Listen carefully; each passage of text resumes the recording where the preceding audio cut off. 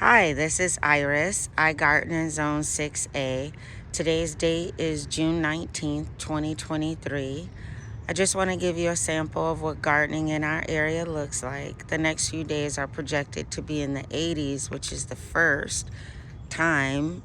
It's been a bit of a cool seasonal change, so it'll be much appreciated, especially for the edible garden.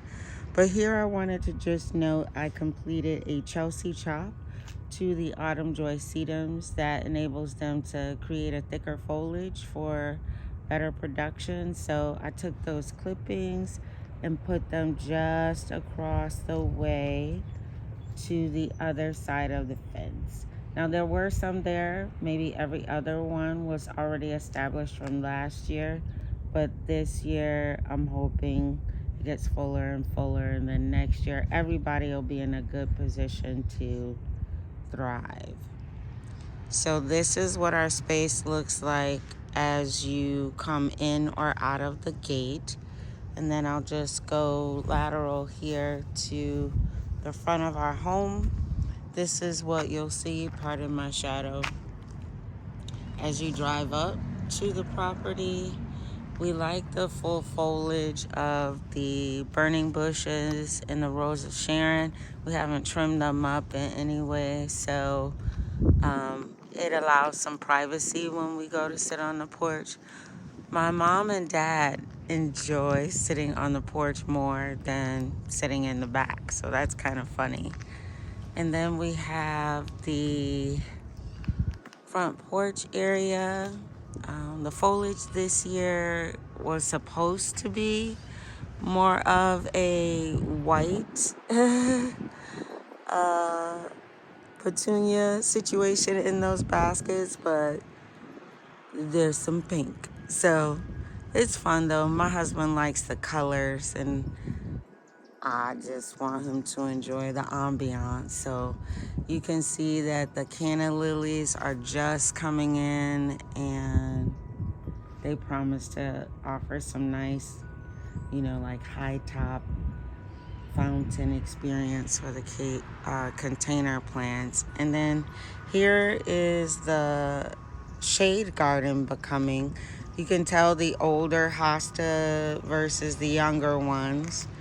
I'm not sure, but this hosta was purchased as a white hosta, so I don't know why it's turning so green. I may need to put it in the sun in order for it to become like it may by osmosis just take on like its siblings. But this is the shade garden. We have hydrangea in my dwarf willows, but it's primarily like a hosta coverage area. It's pretty cool. And then these guys, the praying hand hostas are really nice. Then we come over here to additional hostas. These are the elders of the group. They are fully aware of what they do. And then we have the hanging baskets becoming, as well as the elephant ears. As we go up the lane, this is the most direct sun this space will receive. So the hostas love it here, but so do the hydrangeas. So again, we did that big chop on the hydrangeas, so I'm not sure if any of them are going to bloom this year, as these are macrophalia hydrangeas, and they only bloom on, not only, but they bloom on both old wood and new wood. But we have some beautiful foliage from the astilbe, who are preparing to bloom nicely. And then we still have the Carmel heucheras doing an excellent job, pardon my shadow. As we pass through this space, we have our container plants who are becoming nicely. A different arrangement for this year. We'll see how they like it. And then, I don't know if you guys remember, but this smoke bush had been guided into a standard, and we decided to plant the underbelly of the tree. So very excited about how those guys are taking off. I like that pop of color.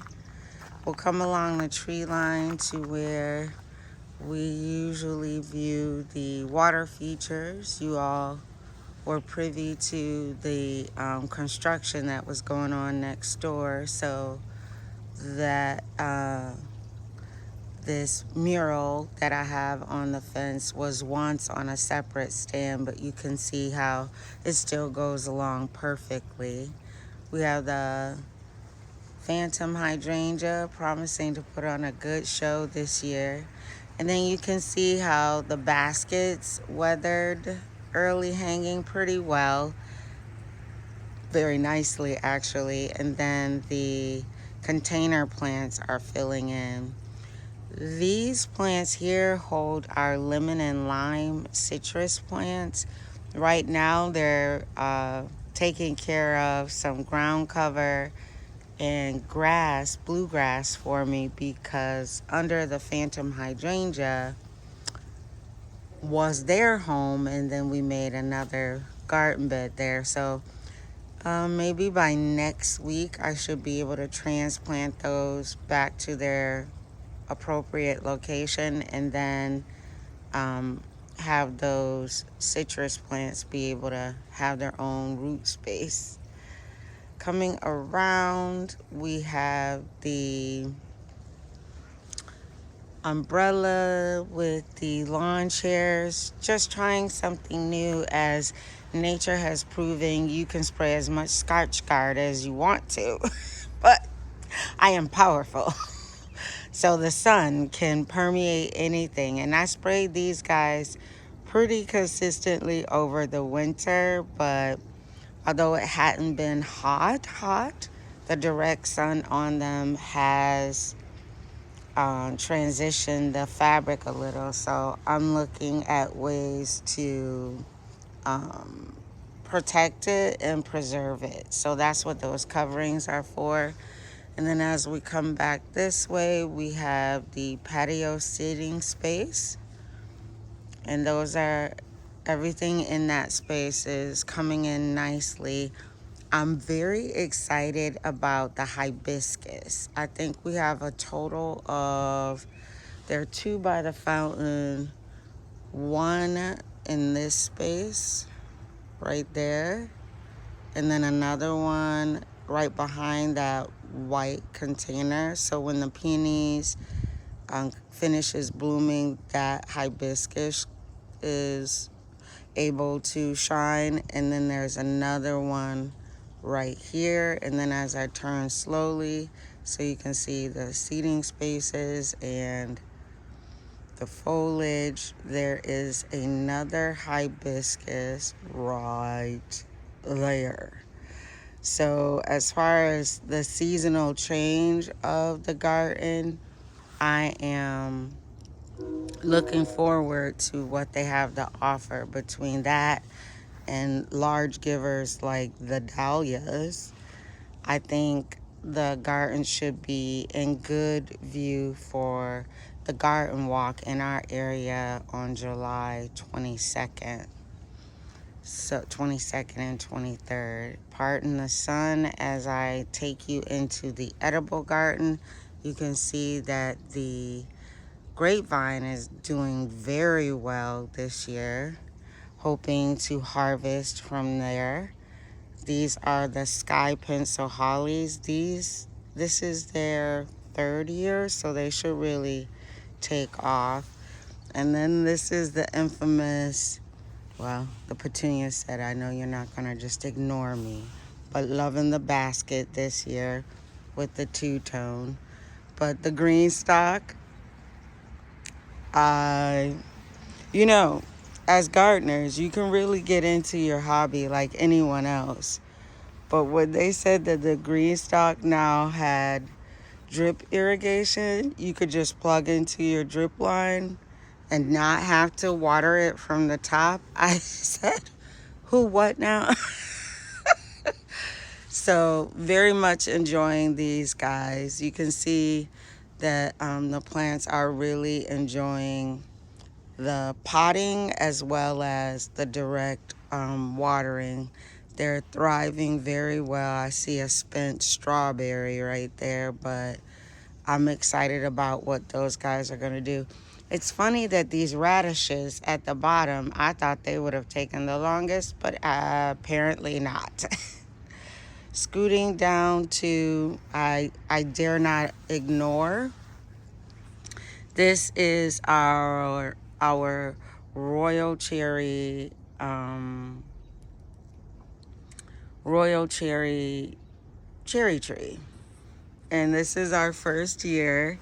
We were nervous because it was so cool in April that when she went to bloom, there were very few flowers and very few pollinators.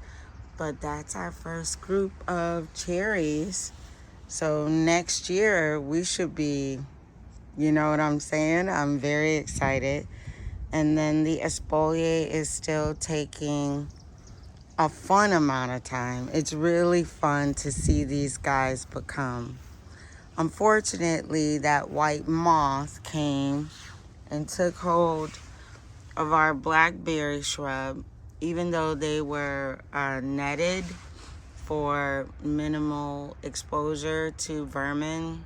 That moth laid her eggs and they went in on this plant. So the only thing I could do was cut it back. If you guys know of anything that helps deter the white moth from the blackberry, I'd be very interested in any suggestions. And then this is one of the blueberry shrubs. This is the fabric I usually use to protect it. I know over here we planted some marigolds to keep any critters from being too curious, but I don't know if you can tell from this angle that the espalier are coming in. This is my fault because I did that. Every time a branch starts here, I keep saying, where are you going? Clip, clip. But really, we need one more to go right there. And then this is the last of the apple trees.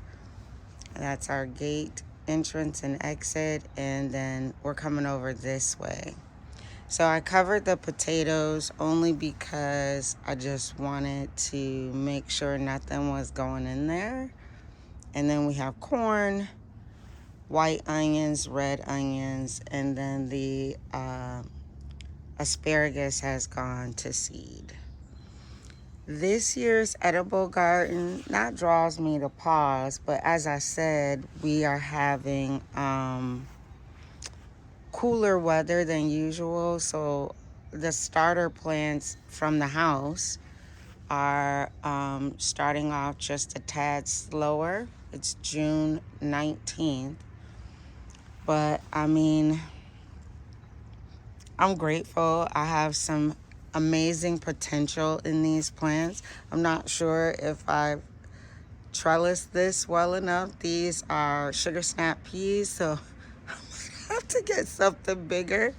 But I wanted to give the items that needed a trellis space, so we're gonna see how this goes. And then we have things that will produce a little more trail to come out of the bed.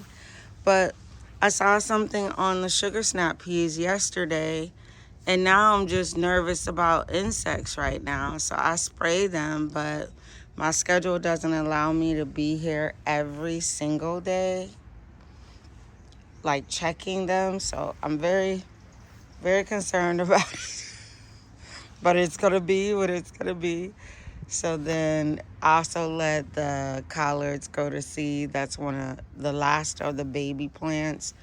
So the flowers will be for the pollinators, the seeds will be for the birds, and then I'll harvest some as well. And then we have more garlic and onions. We have more white onions and red onions. But this is my garlic plant. So I have one group of garlic in the raised bed here. Look at that. somebody likes where they live, and another one in a container. But this is the edible garden. The carrots are trying to like thrive in this space here, so that's exciting. But just wanted to give you a status check of the garden. It is a stress relief kind of therapy that happens when you sit here. I always honor my ancestors with the skill set that they gave us, from quilting umbrellas. And if you want to see more of that this year, come on out to the garden walk if you're in the Western New York area. But the favorite view makes me have a seat here under the umbrella, and I pause for just a moment to appreciate the beauty of creativity. And it's ironic, on a more serious note, I watch garden videos like people watch sitcoms, and I watched a video of a group of gardeners from Louisville, Kentucky, Sunday morning. And by Sunday evening, I saw on the news that there was an incident in Louisville, Mississippi, and my heart broke. I was really sad about it.